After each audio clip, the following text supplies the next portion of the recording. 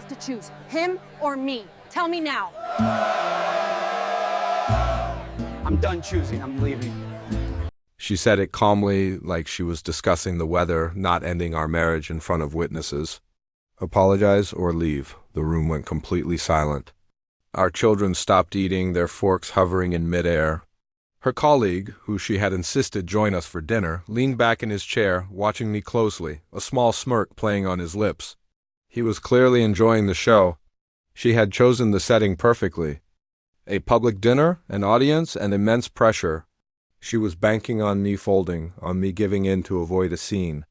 I just nodded once. Not because I agreed with her, but because I finally understood the game was over. I stood up, straightened my jacket, and calmly thanked everyone for the meal. Her eyes widened just a fraction.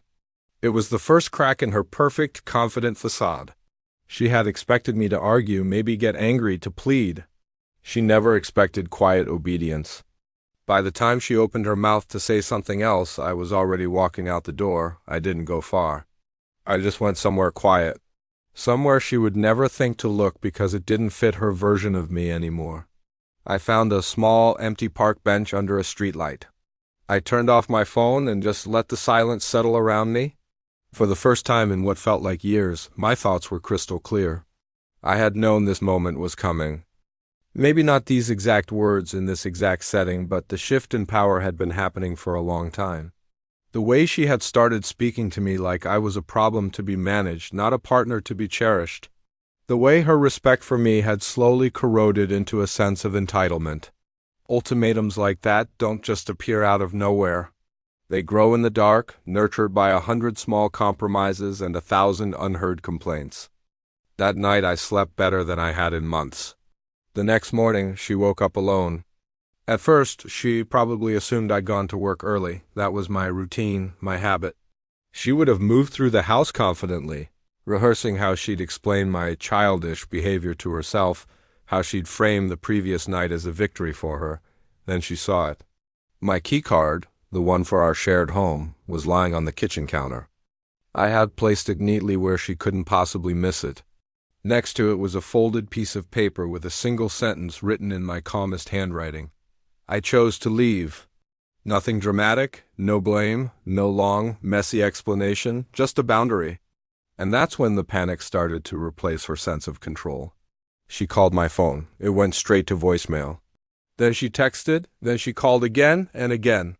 Her messages started with demands for answers, then shifted to begging for them. When that didn't work, she tried anger, sending paragraphs filled with accusations.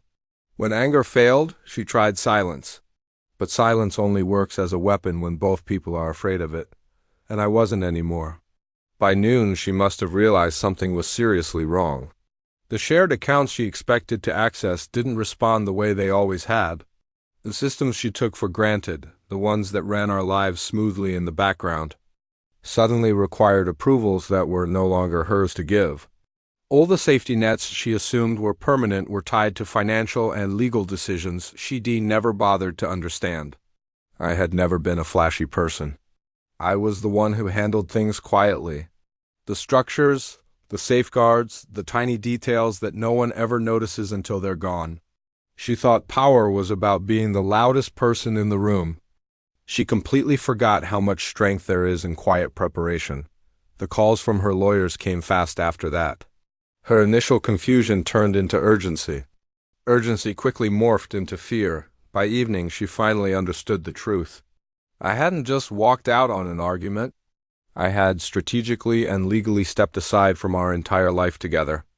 Everything she had built, her career, her social standing, assumed I would always be there in the background, smoothing the edges, absorbing the risks, and fixing the problems before they ever reached her doorstep. She had completely underestimated the value of that silent support. When we finally spoke a few days later, her voice was unsteady. The anger was gone, replaced by something much deeper, fear. "Why didn't you fight?" she asked, her voice cracking. "Why didn't you even try to explain yourself?" "Because you didn't ask for a conversation," I replied, my voice even. "You issued an order, and orders are for subordinates, not partners. Orders end partnerships." The fallout wasn't some instant, spectacular explosion. It was worse. It was a slow, painful unraveling. Meetings she once controlled with an iron fist became interrogations. Allies who once fawned over her suddenly distanced themselves. People who used to smile and agree now needed clarity and documentation for everything. She learned a hard lesson. Respect, once it's truly lost, doesn't just rush back because you demand it. I, on the other hand, focused on my children, on creating stability for them, on making sure they understood that walking away from disrespect isn't a sign of weakness. It's an act of self-preservation. Kids see everything. They saw the whole dynamic with a clarity that adults often miss. I moved into a modest place of my own, nothing extravagant.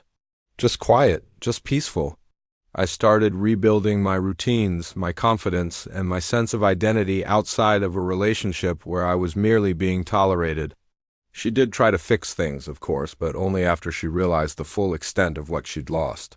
The apologies finally arrived, late and heavy with regret.